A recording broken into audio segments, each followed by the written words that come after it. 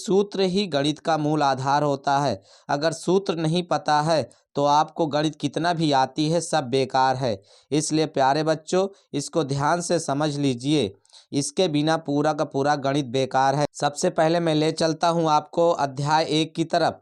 वास्तविक संख्याएं क्या है? वास्तविक संख्याएं। वास्तविक संख्या में पहला नंबर है √5, √7, √11। ये 1 नंबर में जो कह रहा है ये सब क्या है? अपरिमेय संख्याएं। आपको पता है कि वास्तविक संख्याएं में परिमेय और अपरिमेय सबसे महत्वपूर्ण है। तो आपको परिमेय अपरिमेय समझ लेना है। तो जितने भी रूट में संख्याएं होती है जिनका वर्गमूल नहीं निकाला जा सकता है वो सब अपरिमेय संख्याएं होती है। सेकेंड नंबर चलते हैं। सेकेंड नंबर कहता है प्रत्येक भाज्य संख्या को अभाज्य संख्याओं के एक गुणनफल के रूप में गुणनखंडित किया जा सकता है। यह गुणनखंडन अद्वितीय होता है। अभाज्य संख्याओं का कोई भी क्रम हो सकता है, मतलब कि जो अभाज्य संख्याओं का क्रम है वो कोई भी हो सकता है। तो प्रत्येक भाज्य संख्या को अभाज्य संख्या के एक गुणनखंड के रूप में हम लिख सकते हैं। और ये गुणनखंड अद्वितीय होना चाहिए, मतलब फिर किसी से और ना कट सके ऐसा गुणनखंड होना चाहिए। तो ये आपको इस चैप्टर में पढ़ने के लिए मिलता है, तो इसे आपको ध्यान में रख लेना है। तीसरा नंबर है आपका यदि p कोई अभाज्य संख्या है, मतलब ये इस चैप्टर में कहा गया है कि यदि कोई संख्या p का मतलब कोई भी संख्या हो सकती है, कोई भी संख्या एक अभाज्य संख्या है और p a² को विभाजित करेगा। मतलब अगर जहाँ a कोई धनात्मक पूर्णांक है, a कोई धनात्मक पूर्णांक है तो उसे अगर a² हो गया है तो भी p उसे विभाजित करता है। मतलब a को अगर p विभाजित करता है तो a² को भी p विभाजित करेगा। तो इसे आपको समझ लेना है। उसके बाद है 4 नंबर में यदि a और b धनात्मक पूर्णांक संख्याएं हैं तब, यदि a और b धनात्मक पूर्णांक संख्याएं हैं तब HCF मतलब कि आप जिसको कहते हैं मासा गुणे LCM लासा बराबर a गुणे b। a का मतलब पहली संख्या गुणे b का मतलब दूसरी संख्या। तो लासा गुणे मासा बराबर पहली संख्या गुणे दूसरी संख्या। इस फार्मूले को आपको ध्यान में रखना है। इस सूत्र से 1 नंबर का एक सवाल फिक्स है, निश्चित आता है, तो इसे आपको ध्यान में रख लेना है। आगे लेकर चलते हैं इस चैप्टर में। पांचवा क्वेश्चन, पांचवा नंबर है। पांचवा क्या कह रहा है? पांचवा कह रहा है HCF संख्याओं में, ये क्या है? HCF संख्याओं में प्रत्येक उभयनिष्ठ अभाज्य गुणनखंड की सबसे छोटी घात का गुणनखंड होता है। अब आपको ये जानना है कि HCF मतलब मासा क्या होता है। मासा जो होता है HCF, माँ माने मिले और सा माने सब में, जो सब में मिले, तो जो सबसे छोटी घात का गुणनखंड होता है उस छोटी घात वाले गुणनखंड को जो सब में मिले उसे लिख लेते हैं, वही उसका क्या कहलाता है? मासा कहलाता है। और लासा क्या होता है? 6वां नंबर, लासा LCM संख्याओं में संबंध प्रत्येक अभाज्य गुणनखंड की सबसे बड़ी घात का गुणनफल होता है। अगर दोनों में जो मिल रहे हैं उसमें जो सबसे बड़ी घात वाला गुणनखंड है उसे हम लिख लेते हैं, वही हमारा लासा होता है। LCM, ला का मतलब लटक जाए, सा माने सब, सब लटक जाए, वो होता है लासा। तो इसलिए प्यारे बच्चों ये रहा आपका वास्तविक संख्या। इसके बाद हम लेकर चलेंगे आपको दूसरे चैप्टर में। उससे पहले मेरी अगर इस वीडियो को आप देख रहे हैं तो थोड़ा से आपको मैं कुछ कहना चाहता हूँ। जय श्री राम। अगर आप श्री राम को मानते हैं, किसी धर्म को बिना ठेस पहुंचाए, मैं विनम्र निवेदन आप लोगों से करता हूं, यदि आप भगवान भक्ति या राम भक्ति या गुरु भक्ति को मानते हैं तो वीडियो को देखकर सब्सक्राइब कर दीजिए और कमेंट में जय श्री राम लिख दीजिए। उसके बाद हम आपको आगे लेकर चलते हैं अध्याय 2 में। बहुपद क्या है? बहुपद, बहुपद क्या होता है? बहुपद आपका है अध्याय 2। बहुत ही स्पीड में मैं आप लोगों को पूरा का पूरा गणित का सूत्र रिवाइज करवा दूंगा, तो इसलिए बिल्कुल घबराना नहीं है, आपको वीडियो पे बने रहना है और पूरा का पूरा देख लेना है, क्योंकि इससे बड़ी काम की चीज़ आपकी कुछ हो ही नहीं सकती है। अध्याय 2 पहला नंबर है आपका एक घाती बहुपद को रैखिक बहुपद कहते हैं। मतलब जो एक घात वाला बहुपद होता है, अब आपको बहुपद पता होना चाहिए। बहुपद क्या है? पदों के समूह को, एक या एक से अधिक पदों के समूह को बहुपद कहते हैं। बहुपद में ऋणात्मक घात या भिन्नात्मक घात नहीं होनी चाहिए। तो एक घात की जो बहुपद होती है वो रैखिक बहुपद कहलाती है। अगर पूरे बहुपद में केवल अधिकतम एक ही घात है तो वह रैखिक बहुपद कहलाएगी। द्विघाती बहुपद को द्विघात बहुपद कहते हैं। अगर बहुपद की घात 2 है अधिकतम तो वह द्विघात बहुपद कहलाता है। तीन घाती बहुपद को त्रिघात बहुपद कहते हैं। तीन घात को क्या कहते हैं? तीन घाती बहुपद को त्रिघात बहुपद कहते हैं। तो ये बहुपद का प्रकार हो गया। अब आपको समझना है 4 नंबर पे। 4 नंबर क्या कह रहा है? एक द्विघात बहुपद a x square plus b x plus c प्रकार का होता है। मतलब जो बहुपद का मानक रूप होता है वो a x square plus b x plus c, आपको इसको समझ लेना है। A x square plus b x plus c प्रकार का होता है। यहाँ a not equal to zero, मतलब ए का मान जीरो नहीं होना चाहिए। क्यों? अगर ए का मान जीरो हो गया तो एक्स स्क्वायर जीरो हो जाएगा और वह फिर द्विघात समीकरण नहीं होगा। मतलब द्विघात नहीं होगा और बहुपद फिर नहीं होगा, जहाँ ए बी सी वास्तविक संख्याएं होती हैं। पांचवा नंबर आपका कहता है एक द्विघात बहुपद के अधिक से अधिक दो शून्यक हो सकते हैं। बहुत अधिक से अधिक, वेरी वेरी इंपॉर्टेंट है ये वेरी वेरी इंपॉर्टेंट है। अक्सर पूछा करता है कि द्विघात बहुपद में शून्यकों की संख्या कितनी होती है। तो प्यारे बच्चों, द्विघात बहुपद में शून्यकों की संख्या 2 होती है तथा एक त्रिघात बहुपद के अधिक से अधिक 3 शून्यक हो सकते हैं। बहुपद में जितनी घात होती है अधिकतम, शून्यक उतने ही बहुपद के होते हैं। द्विघात है तो 2 शून्यक होंगे, त्रिघात है तो 3 शून्यक होंगे। छठवां नंबर कह रहा है यदि द्विघात बहुपद a x square plus b x plus c के शून्यक ए और अल्फा और बीटा हो तब। अब इस फार्मूले को आपको समझ लेना है कि अगर a x square plus b x plus c के दो शून्यक हम मान लेते हैं अल्फा और बीटा, क्या मान लेते हैं? अल्फा और बीटा, तो इसका फार्मूला बन जाएगा। यहाँ पे आप देखिए ये दो सूत्र हैं। अल्फा प्लस बीटा मतलब शून्यकों का योगफल बराबर माइनस बी अपान ए, और शून्यकों का गुणनफल मतलब अल्फा इंटू बीटा बराबर सी बाई ए। तो यहाँ आपको समझ लेना है ये अगर द्विघात वाला बहुपद है तो। उसके बाद 7 नंबर में चलते हैं। 7 नंबर क्या कहता है? 7 नंबर कहता है आपको कि यदि अल्फा बीटा गामा त्रिघात बहुपद a x cube plus b x square plus c x plus d के शून्यक हो तब alpha plus beta plus gamma बराबर माइनस बी अपान ए। अगर 3 घात वाला बहुपद है तो तीनों शून्यकों का योगफल माइनस बी अपान ए होता है। और अगर फिर दो का गुणनफल, आप 3 सूत्र होता है alpha into beta plus beta into gamma plus gamma into alpha बराबर सी अपान ए। उसके बाद आपका अगला है alpha into beta into gamma equal to minus D upon A. Very very important है ये फार्मूला, आपको ध्यान में रख लेना है। 8वां नंबर इसके पॉइंट में क्या कहता है? एक बहुपद पी एक्स के शून्यक उन बिंदुओं के यक्ष निर्देशांक होते हैं जहां y बराबर पी एक्स का ग्राफ यक्ष अक्ष को काटता है। मतलब ये बता रहा है कि शून्यक कौन होते हैं। तो जो यक्ष और y अक्ष होता है निर्देशांक में, ये आपका निर्देशांक हो, ये आपका यक्ष हो गया। तो यक्ष वाला जो जहां पर भी यक्ष वाला कटेगा, जैसे ये कटा तो 2 जगह कटा है यक्ष में, तो इस प्रकार से ये इसके शून्यक होते हैं। शून्यकों की संख्या 1 2, कितना हो गया? 1 2, तो शून्यकों की संख्या इसमें 2। इस प्रकार ये कह रहा है एक बहुपद पी एक्स के शून्यक उन बिंदुओं के यक्ष निर्देशांक होते हैं जहां y बराबर पी एक्स का ग्राफ यक्ष अक्ष को काटता है। इसके बाद हम आपको लेके चलते हैं तीसरे चैप्टर में। तीसरा चैप्टर क्या कहता है? ध्यान से देखिए। तीसरा चैप्टर कहता है कि 2 चर वाले रैखिक युग्म समीकरण है। क्या नाम है तीसरे चैप्टर का? 2 चर वाले रैखिक समीकरण युग्म। समीकरण a x plus b y plus c बराबर 0 के रूप का, जहां ए बी और सी वास्तविक संख्याएं हैं और a not equal to 0 b not equal to 0 दो चरों में एक रैखिक समीकरण कहलाता है। मतलब ए और बी का मान 0 नहीं होना चाहिए, और अगर a x plus b y plus c बराबर 0 के रूप का है तो वह वास्तविक संख्याएं ए बी सी है, तो वह 2 चर वाले रैखिक समीकरण कहलाते हैं। एक्स और वाई 2 चर हैं इसमें, और इसमें 2 समीकरण होगा, तो इस प्रकार से 2 चर वाले समीकरण कहलाते हैं। रैखिक समीकरण का हल ज्ञात करने के लिए मुख्यतः 2 विधियां प्रयोग में लाई जाती हैं जो निम्नवत हैं। अब आपको यह समझ लेना है। सबसे पहले प्रतिस्थापन विधि। प्रतिस्थापन विधि कहते हैं इस विधि में दिए गए समीकरण में से किसी एक समीकरण के चर का मान दूसरे चर के मान में व्यक्त कर दूसरे समीकरण प्रतिस्थापन करते हैं, तब हमें एक चर में समीकरण प्राप्त होती है जिसे आसानी से हल किया जा सकता है। मतलब आपको समझ लेना है 2 विधि है, प्रतिस्थापन विधि और विलोपन विधि। ये विलोपन विधि है और ये प्रतिस्थापन विधि है। विलोपन विधि कहता है इस विधि में किसी एक अज्ञात राशि के गुणांकों को समान बनाना पड़ता है, अतः इसे गुणांकों को समान बनाकर समीकरणों को हल करने की विधि भी कहते हैं। प्यारे बच्चों, जो चैप्टर आपका कमज़ोर हो उसको आप कमेंट बॉक्स में भेज दीजिए, मैं आप लोगों को उसका वीडियो बनाकर आपको सेंड कर दूंगा, आप देख लीजिएगा। नहीं तो ये फार्मूला का रिवीजन तो चल ही रहा है, इसे आप समझ लीजिए। अध्याय 4 है द्विघात समीकरण। द्विघात समीकरण क्या कहता है?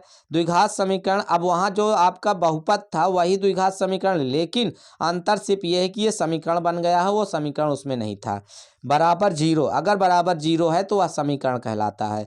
जैसे यहाँ देखिए पहला नंबर, द्विघात समीकरण a x square plus b x plus c बराबर जीरो, जिसमें यक्स कोई चर है तथा a not equal to zero है, मानक रूप कहलाता है। तो ये द्विघात समीकरण का मानक रूप a x square plus b x plus c बराबर जीरो है। यहाँ पे यक्स कोई चर राशि है और ए बार जीरो नहीं होना चाहिए, ये ध्यान देना है। ये आपका द्विघात समीकरण का मानक रूप है। दूसरा नंबर कहता है यदि a x square plus b x plus c a not equal to zero के दो रैखिक गुणांकों में गुणनखंड कर सके तो द्विघात समीकरण के मूल प्रत्येक गुणक को शून्य के बराबर करके प्राप्त कर सकते हैं। मतलब अगर हम दोनों का गुणनखंड कर लेते हैं तो फिर लास्ट में उसके बराबर जीरो लिखकर उसके यक्स का मान हम हल कर सकते हैं, आराम से हल कर सकते हैं। तीसरा नंबर आपका कह रहा है कि समीकरण a x square plus b x plus c बराबर जीरो के द्विघाती सूत्र यक्स बराबर minus b plus minus root b square minus 4ac upon 2a द्वारा प्राप्त किए जा सकते हैं यदि B square minus 4ac is greater than equal zero हो। मतलब जीरो से अगर इसका मान बड़ा हो, बी स्क्वायर माइनस 4ac का जीरो से अगर इसका मान बड़ा हो तो इस सूत्र के द्वारा हम इसे हल कर सकते हैं। इस सूत्र को श्रीधराचार्य का सूत्र भी कहते हैं। अगर आपको समीकरण द्विघात समीकरण नहीं हल करना आता है तो आप इस सूत्र को याद कर लीजिए, 100% आप द्विघात समीकरण के गुणनखंड कर लेंगे और यक्स के मान निकाल लेंगे। 4 नंबर कहता है यदि द्विघात समीकरण a x square plus b x plus c बराबर जीरो तो a not equal to zero में क्या होता है, ये आपको समझ लेना है। इसके 3 रूल है, 3 नियम है, इसको आपको बिल्कुल से रट लेना है, समझ लेना है। पहला नंबर है B square minus 4ac is greater than zero हो तब दो भिन्न वास्तविक मूल होते हैं। अगर बी स्क्वायर माइनस 4ac निकाल लो, जिसको विविक्तकर कहते हैं, क्या कहते हैं, विविक्तकर कहते हैं, तब दो भिन्न वास्तविक मूल होते हैं। तब क्या होते हैं, इसके प्रकृति है, गुण है द्विघात समीकरण के, तब दो भिन्न वास्तविक मूल होते हैं, मतलब अलग अलग दो वास्तविक उत्तर होते हैं। लेकिन अगर दूसरा नंबर क्या कह रहा है, यदि बी स्क्वायर माइनस 4ac बराबर जीरो हो, मतलब बी स्क्वायर माइनस 4ac बराबर जीरो आ जाए तब दो बराबर मूल अर्थात संपाती वास्तविक मूल होते हैं।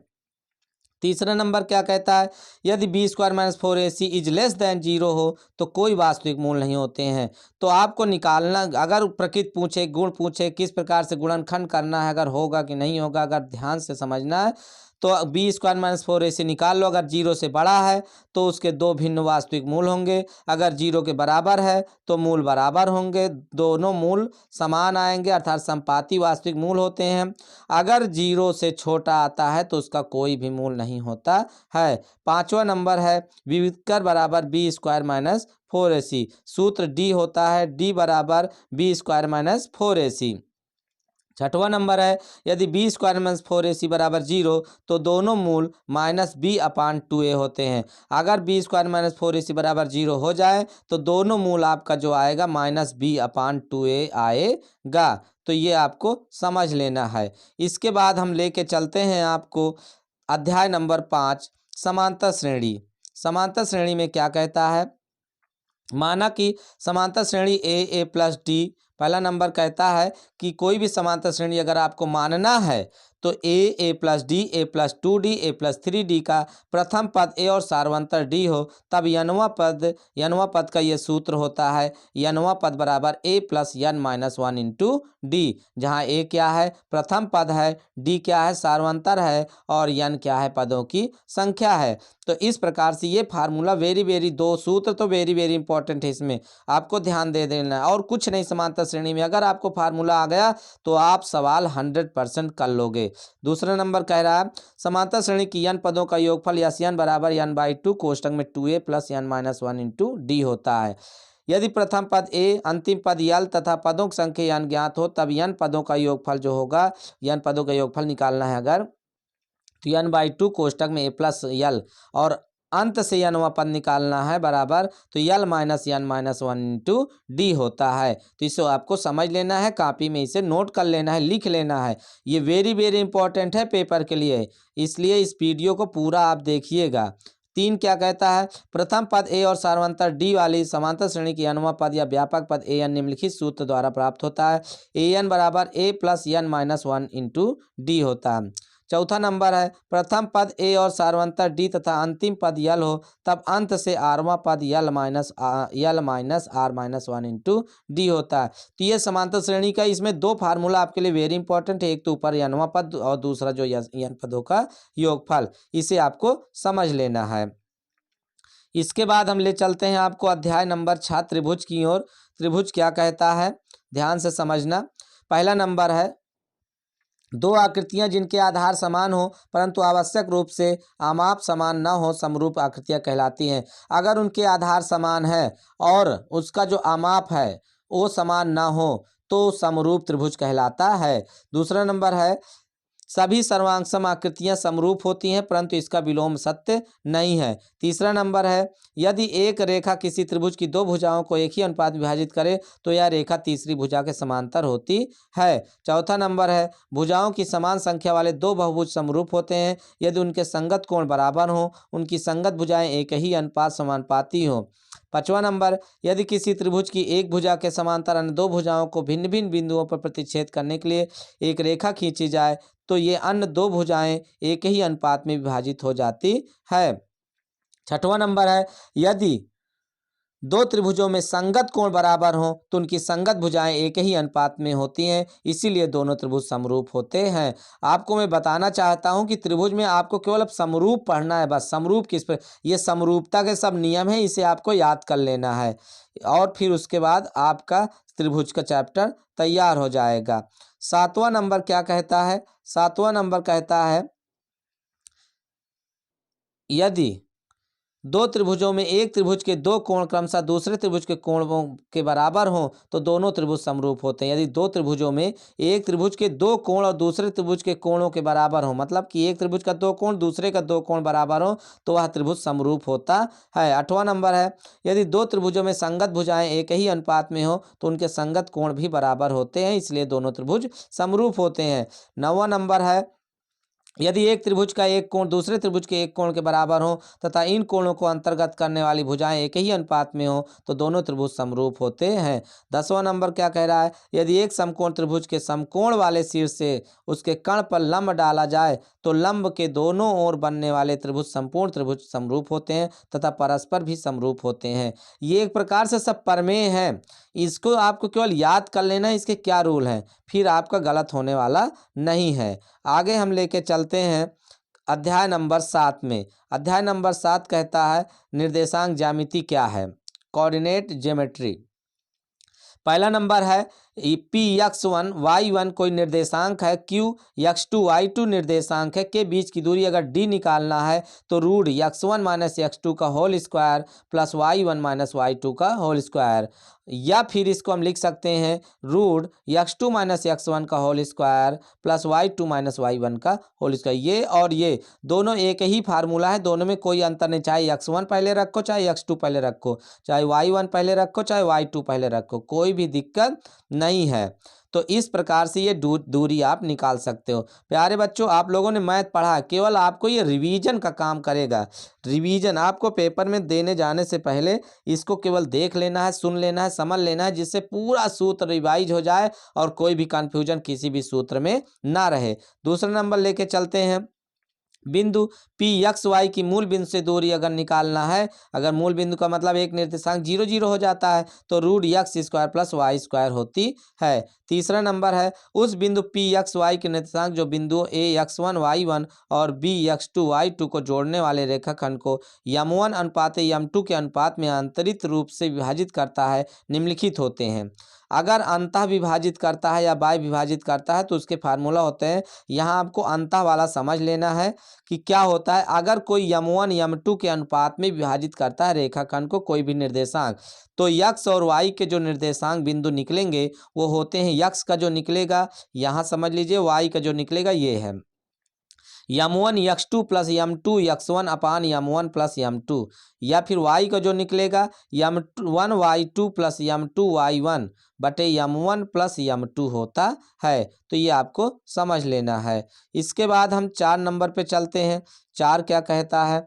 4 कहता है उस बिंदु पी एक्स वाई के निर्देशांक जो बिंदुओं ए x1 y1 और बी x2 y2 को जोड़ने वाले रेखाखंड को m1 अनुपात m2 के अनुपात में बाह्य रूप से विभाजित, ऊपर वाला अंतः रूप से था, ये बाह्य रूप से है, बाह्य रूप से विभाजित करता है तो निम्नलिखित क्या होते हैं, माइनस लग जाते हैं बस और कुछ नहीं। तो ये x का है, ये y का है, m1 x2 minus m2 x1 अपान m1 minus m2, m1 y2 minus m2 y1 अपान m1 माइनस m2 ये होता है। 5वां नंबर आपका क्या है? बिंदुओं पी x1 y1 और पी क्यू x2 y2 को जोड़ने वाले रेखाखंड पी क्यू के मध्य बिंदु के निर्देशांक अगर आपको निकालना है तो x1 प्लस, ये x का है, ये y का है, x1 प्लस x2 अपान 2 और y1 प्लस y2 अपान 2, ये अगर आप लगा दोगे तो उसके मध्य बिंदु के निर्देशांक निकल आते हैं। अब हम आपको ले चलते हैं अध्याय 8 त्रिकोणमिति का परिचय। त्रिकोणमिति का परिचय क्या है ये समझ लेना है आपको।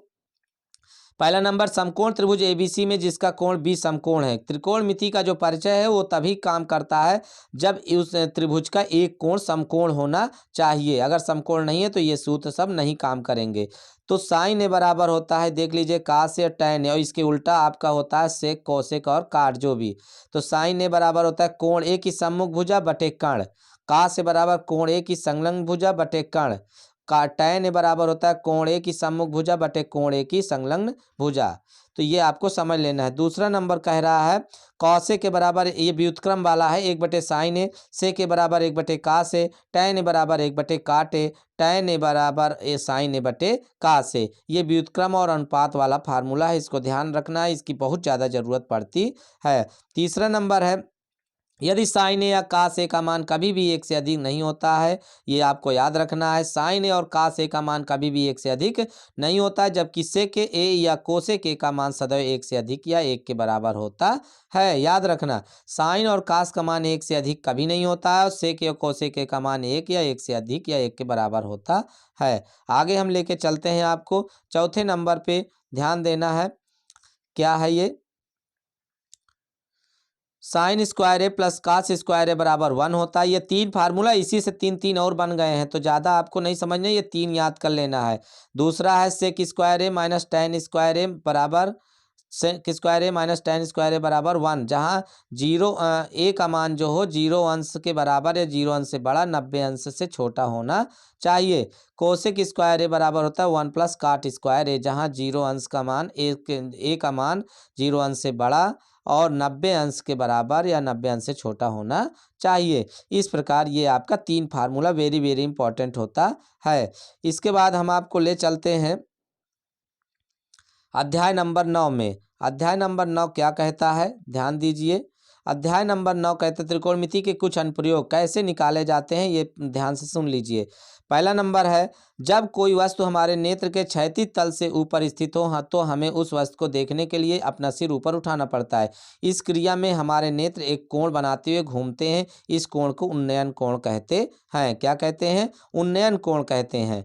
मतलब कि जब हम ऊपर की ओर देखते हैं नीचे से तो उन्नयन कोण होता है, और जब ऊपर से नीचे की ओर देखते हैं तो अवनमन कोण होता है। दूसरा नंबर कहता है, जब कोई वस्तु हमारे नेत्र के क्षैतिज तल से नीचे स्थित हो तो हमें उस वस्तु को देखने के लिए सिर नीचे की ओर घुमाना पड़ता है। इस क्रिया में भी नेत्र कोण बनाते हुए घूमते हैं, वह कोण अवनमन कोण कहलाता है। क्या कहलाता है? अवनमन कोण कहलाता है। तो ध्यान देना है, आपका क्या कहलाता है? अवनमन कोण। तीसरा नंबर आपका है, प्रेक्षक की आंख से प्रेक्षक द्वारा देखी गई वस्तु के बिंदु को मिलाने वाली रेखा को दृष्ट रेखा कहते हैं। क्या कहते हैं? दृष्ट रेखा। प्रेक्षक की आंख से प्रेक्षक द्वारा देखी गई वस्तु के बिंदु को जो मिलाती रेखा खींची जाती है वह दृष्टि रेखा कहलाती है। चौथा नंबर आपका क्या है, त्रिकोणमितीय अनुपातों की सहायता से किसी वस्तु की ऊंचाई सुदूर वस्तुओं के बीच की दूरी ज्ञात की जा सकती है। मतलब त्रिकोणमितीय अनुपातों की सहायता से किसी भी बहुत दूर की ऊंचाई को हम आसानी से ज्ञात कर सकते हैं। तो ये रहा त्रिकोणमिति। उसके बाद हम आपको चलते हैं 10वें चैप्टर की तरफ, जिसका नाम है वृत्त।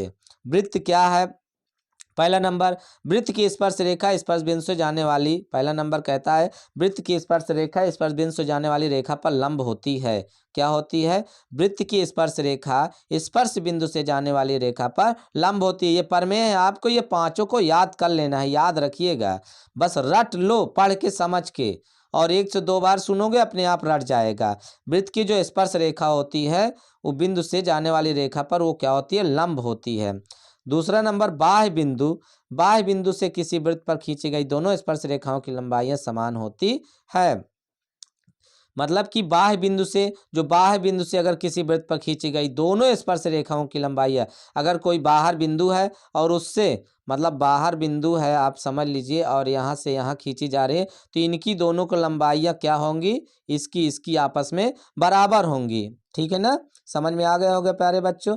अब उसके बाद तीसरा नंबर हम चलते हैं, वृत्त के अंदर की स्थित किसी बिंदु से जाने वाली वृत्त पर कोई स्पर्श रेखा नहीं होती है। वृत्त के अंदर से स्थित किसी बिंदु से, अगर वृत्त के अंदर कोई बिंदु स्थित है तो वहां से कोई भी स्पर्श रेखा खींची नहीं जा सकती है। चौथा नंबर है, वृत्त पर स्थित किसी बिंदु से वृत्त पर एक और केवल एक स्पर्श रेखा होती है। केवल एक ही स्पर्श रेखा होती किसी एक बिंदु से, इस बात को ध्यान रखना है। पांचवा नंबर, वृत्त के बाहर स्थित किसी बिंदु से जाने वाली वृत्त पर दो और केवल दो स्पर्श रेखाएं होती हैं। वृत्त के बाहर स्थित कोई भी एक बिंदु अगर है तो ध्यान देना कि अगर एक बिंदु है तो वहां से सिर्फ दो ही स्पर्श रेखा खींची जा सकती, उससे ज्यादा नहीं। आगे चलते हैं अध्याय नंबर 11 में। अध्याय नंबर 11 क्या कहता है आपको ध्यान से समझ लेना है और फार्मूले को रट लेना है, क्योंकि अध्याय 11, 12, 13 इन 3 चैप्टरों में केवल सूत्र पर आधारित सभी सवाल होते हैं और आप 90% सवाल इस सूत्र के द्वारा कर सकते हैं। वृत्तों से संबंधित क्षेत्रफल अध्याय 11 पहला नंबर है, वृत्त आर वाले वृत्त की परिधि बराबर 2 पाई आर। मतलब जो आर त्रिज्या है उसकी, और तो वृत्त की परिधि ज्ञात करना है तो उसका सूत्र होता है 2 पाई आर। पाई का मान 22/7 या फिर 3.14 रखा जाता है, ध्यान रखना है। त्रिज्या आर वाले वृत्त का क्षेत्रफल क्या कहलाता है? क्षेत्रफल अगर निकालना है तो बराबर पाई आर स्क्वायर। ये आपका क्या है? वृत्त है, इस गोला एकदम। तो वृत्त जो होता है उसका जो परिधि होती है 2 पाई आर होती है, ये परिधि है ये, और इसका जो बीच का भाग है वो क्या है? क्षेत्रफल है, तो पाई आर स्क्वायर होता है। तीसरा नंबर है, त्रिज्या आर वाले वृत्त के त्रिज्यखंड जिसका कोण थीटा है, त्रिज्यखंड आप समझ रहे हो ऐसे, ये त्रिज्यखंड है, इसका कोण थीटा हो कि संगत चाप की लंबाई बराबर होता है थीटा बटे 360 गुणे 2 पाई आर होती है। मतलब 2 पाई आर थीटा, ऐसे याद रखो, 2 पाई आर थीटा बटे 360, 2 पाई आर थीटा बटे 360, ये फार्मूला आपको ध्यान रखना है। अक्सर मैं कह रहा हूँ ना कि इन चैप्टरों से 11, 12, 13 में से सूत्र पर आधारित 90% सवाल होते हैं, और इसे अगर सूत्र आपको याद है तो आप बहुत आराम से कर लोगे। चौथा नंबर है, त्रिज्या आर वाले वृत्त के एक त्रिज्यखंड जिसका कोण अंशों में थीटा है का क्षेत्रफल पाई आर स्क्वायर थीटा बटे 360 होता है। क्या होता है? पाई आर थीटा, ये थीटा है, पाई आर स्क्वायर थीटा बटे 360 होता है। इससे आप उस त्रिज्यखंड का क्या निकाल सकते हो? क्षेत्रफल निकाल सकते हो। ऊपर वाले से क्या निकाल सकते हो? इससे लंबाई निकाल सकते हो, और इस नीचे वाले से क्या, इससे क्या निकाल सकते हो? क्षेत्रफल निकाल सकते हो। पांचवा है, एक वृत्तखंड का क्षेत्रफल बराबर संगत त्रिज्याओं का क्षेत्रफल माइनस संगत त्रिभुज का क्षेत्रफल। मतलब अगर किसी वृत्तखंड का क्षेत्रफल निकालना है तो संगत त्रिज्यखंड का क्षेत्रफल निकाल लो, और फिर उस त्रिभुज का क्षेत्रफल निकाल लो, और संगत त्रिभुज का क्षेत्रफल घटा दो उस वाले में से, तो उसके क्या निकल आएगा? वृत्तखंड का क्षेत्रफल निकल आएगा। तो ये पांचवा नंबर है। छठवां नंबर क्या कहता है? दीर्घ त्रिज्यखंड का क्षेत्रफल बराबर पाई आर स्क्वायर माइनस लघु त्रिज्यखंड का क्षेत्रफल। अगर आपको दीर्घ त्रिज्यखंड का, बड़े वाले त्रिज्यखंड का क्षेत्रफल निकालना है तो पाई आर स्क्वायर में से आप लघु त्रिज्यखंड का क्षेत्रफल को घटा दो, तुरंत निकल आएगा। सातवां नंबर है आपका दीर्घ वृत्तखंड का क्षेत्रफल बराबर पाई आर स्क्वायर माइनस लघु वृत्तखंड का क्षेत्रफल। सातवां कह रहा है कि अगर दीर्घ वृत्तखंड का निकालना है तो आपको पाई आर स्क्वायर माइनस लघु वृत्तखंड का क्षेत्रफल को घटा देना है और आपका दीर्घ वृत्तखंड का क्षेत्रफल निकल आएगा। तो ये आपका 11 नंबर का सूत्र हो गया है। इसे आप 1 से 2 बार देखिए और रट डालिए एकदम से, किसी तरह भी कोई कन्फ्यूजन ना हो, ये ध्यान दीजिएगा। इसके बाद हम ले चलते हैं अध्याय 12 पृष्ठीय क्षेत्रफल और आयतन। अब इसमें क्या क्या आता है पहले वो समझ लो। पहला ठोस हो जैसे घनाभ, घन, बेलन, शंकु, गोले और अर्धगोले में से किन्हीं दो ठोसों के मिलाने से बने ठोस के पृष्ठीय क्षेत्रफल ज्ञात किया जाता है। मतलब ये एक का नहीं, इसमें किसी दो को लेकर, जैसे घन को बेलन के साथ कर दिया, शंकु गोले के साथ कर दिया या अर्धगोले के साथ कर दिया, इस प्रकार से किन्हीं दो ठोसों को मिलाने से जो क्षेत्रफल बनता है उसे ज्ञात किया जाता है। दूसरा न क्या कह रहा है, ठोसों जैसे घनाभ, घन, बेलन, शंकु, गोले और अर्धगोले में से किन्हीं दो ठोसों को मिलाने से बने ठोस का आयतन ज्ञात करना। अब आप समझ लिए दो चीज आपको इसमें पढ़ना है, एक आयतन और एक क्षेत्रफल, बस इसके सिवाय इसमें कुछ भी नहीं है। अब इसके हम आगे चलते हैं अध्याय नंबर 13 में। अध्याय नंबर 13 क्या कहता है, वर्गीकृत आंकड़ों का माध्य निम्न प्रकार से ज्ञात कर सकते हैं। अध्याय नंबर 13 समझिए क्या है। इसके जो केवल 4 से 5 सूत्र हैं इसको आपको बिल्कुल ध्यान से रट लेना है। पहला प्रत्यक्ष विधि है, कल्पित माध्य विधि है और इसके बाद पग विचलन विधि है। मैं पूरा शॉर्टकट एक वीडियो डाला हूं, अगर आपको ये समझ में सूत्र नहीं आ रहे हैं तो आप मेरे उसमें वीडियो में जाकर देख लीजिए। मैथ में बहुत अच्छे अच्छे हर चैप्टर को समझाया गया है। अगर आ रहा है तो सिर्फ आपको क्या करना है, रिवीजन करना है, बस हो गया।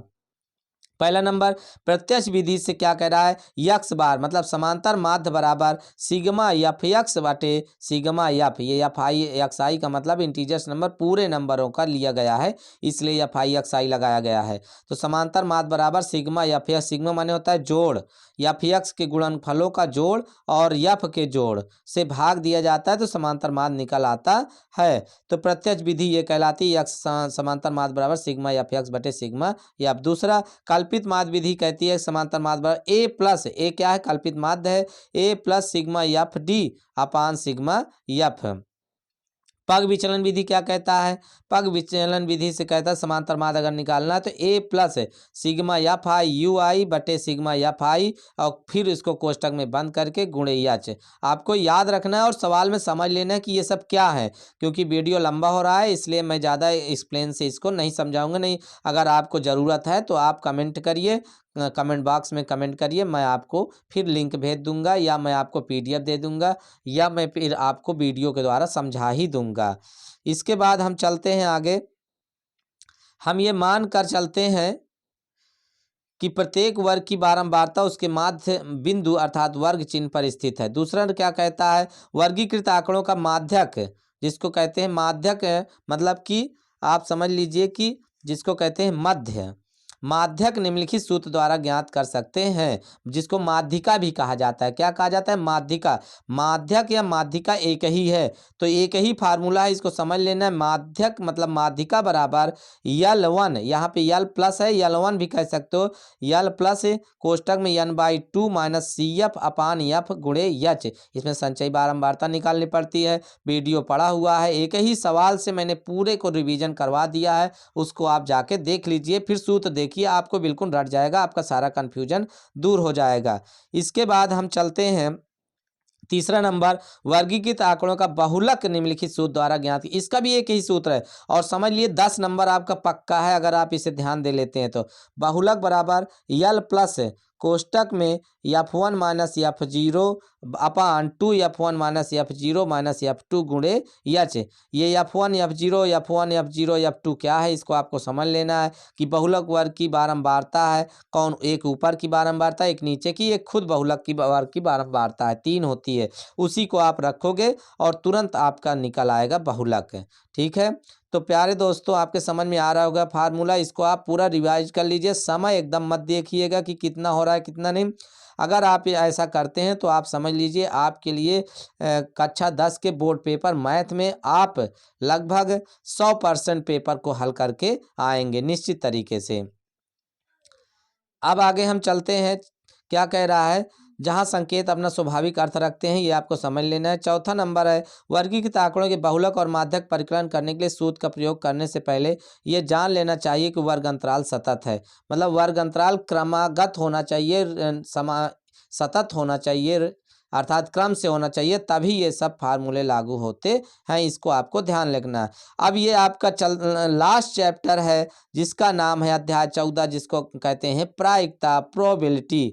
ये आपको समझ लेना है, और अगर ये समझ में आ गया तो समझ लीजिए कि आपका पूरा बहुत कम समय में, इसको अगर आप चाहते तो 4 घंटा 10 घंटा अन्य लोग इसको वीडियो में बनाते, लेकिन मैं इसको केवल मात्र 35-36 मिनट में तैयार कर दिया हूँ। तो आप इसको देख लीजिए और आपका पूरा का पूरा गणित का सूत्र खत्म हो जाएगा, रिवीजन हो जाएगा। देखिए अध्याय 14 प्रायिकता। घटना ई की सैद्धांतिक प्रायिकता पी को निम्नलिखित रूप में परिभाषित किया जाता है। पी बराबर ई के अनुकूल परिणामों की संख्या बटे प्रयोग में के सभी संभावित परिणामों की संख्या। मतलब अगर प्रायिकता पूछ रहा है तो ई का मतलब कोई घटना है तो उसके अनुकूल परिणामों की संख्या जितनी हो, उसके प्रयोग के सभी संभावित परिणामों की संख्या जितनी हो, उससे भाग दे दो, प्रायिकता निकल आती है। दूसरा क्या है, एक असंभव घटना की प्रायिकता 0 होती है। अगर कहा जाए कि कोई भी घटना संभव है ही नहीं तो उसकी प्रायिकता कितनी होती है, 0 होती है। कितनी होती है, 0 होती है। फिर एक निश्चित या निर्धारित घटना की प्रायिकता कितनी होती है, 1 होती है। क्या होती है, 1 होती है। ध्यान से समझ लेना है, 0 और 1, मतलब कि असंभव है तो 0 और पूरी तरह से निश्चित है तो 1, ये प्रायिकता होती है। अक्सर 1 नंबर में पूछा करता है बहुविकल्पी में। अध्याय 4 देखिए, मतलब इसमें देखिए नोट नंबर 4 अध्याय 14 का, घटना ई की प्रायिकता एक ऐसी संख्या पी है कि 0 पी जो होती है प्रायिकता 0 के बराबर या 0 से बड़ी। ये ध्यान रखना है, बहुत बार पूछा जा चुका है ये पेपर में। पी ई का मान जो होता है प्रायिकता 0 के बराबर या 0 से बड़ी, 1 के बराबर या 1 से छोटी होती है। तो ये ध्यान रखना है, ऑप्शन यही, अगर ये वाला दिखे यही टिक करना है आपको। 5वां नंबर और लास्ट है इसका, कह रहा है किसी भी घटना ई के लिए पी प्लस पी बार बराबर 1 होता है। जहाँ ई घटना होने की और ई बार जो है घटना नहीं होने की प्रदर्शित करता है, व्यक्त करता है, तब ई और ई डैश ई बार पूरक घटनाएं कहलाता है। मतलब अगर घटना घटने की प्रायिकता और घटना ना घटने की प्रायिकता दोनों को जोड़ा जाए तो उसकी वैल्यू 1 होती है। अगर मान लो 1 दिया है, 1 निकालना है, तो उसको सदैव आप 1 से क्या करो, माइनस कर दो। 1 से अगर माइनस कर देते हो तो आपको वह घटना घटने की प्रायिकता या घटना ना घटने की प्रायिकता प्राप्त हो जाती है। तो प्यारे बच्चों, इसको आप लोगों को समझ लेना है। कैसा लगा मेरा वीडियो? अगर अच्छा लगा तो मेरे चैनल को सब्सक्राइब कर दीजिए और कमेंट कर दीजिए, अपने दोस्तों को शेयर कर दीजिए। मैं 100% गारंटी से कहता हूँ कि आपका जो बोर्ड पेपर मैथ का होगा उसमें से बहुत सारे क्वेश्चन ऐसे होंगे जो केवल मात्र सूत्र रिवीजन से हो जाएंगे। धन्यवाद।